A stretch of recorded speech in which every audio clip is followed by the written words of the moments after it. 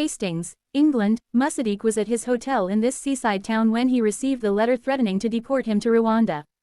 The 3-page missive said Britain's Home Office wouldn't even consider the substance of his asylum claim before exhausting whether he could be sent to another country, including the Central African nation with which it has a new deal. "I risked my life to come here," said Musadik, 27, who fled Afghanistan after he was forced to fight for the Taliban. He crossed the English Channel in a small boat, overcrowded with migrants, which sprung a leak along the way and required a Coast Guard rescue. Like other migrants interviewed for this article, he spoke on the condition that his last name be withheld, in the interest of protecting his asylum chances. But his hopes for a less precarious life have run up against Prime Minister Rishi Sunak's pledge to stop the boats, and a new asylum policy that places Britain on the extreme end of the spectrum in Europe, and aspires to something like Australia's mandatory detention and offshoring. The United Kingdom's Illegal Migration Act 2023, passed by Parliament and granted royal assent last month, effectively bans those who enter Britain via unofficial means from applying for asylum here.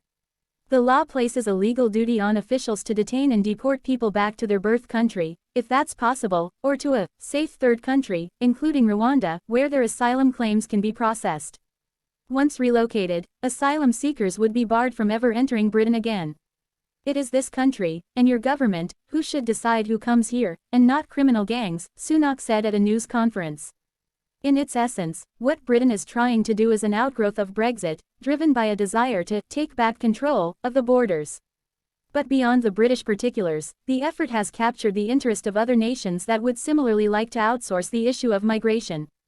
A lot of other countries are watching the UK experiment closely, and they are hoping it succeeds, said Jeff Crisp, an associate fellow at the Chatham House think tank. The United Nations was alarmed enough to issue an unusual statement, saying that Britain was at odds with international law and was setting a worrying precedent for dismantling asylum-related obligations that other countries, including in Europe, may be tempted to follow. The UK approach is a blanket removal process, enshrined in law, basically removing asylum seekers without adequate examination of the merits of the case. "It's quite brazen," said Nadia Hardman, a researcher in the Refugee and Migrants' Rights Division of Human Rights Watch. Within Britain, the tough line on migration goes over well with the pro-Brexit base and other key voting target groups of the ruling Conservative Party.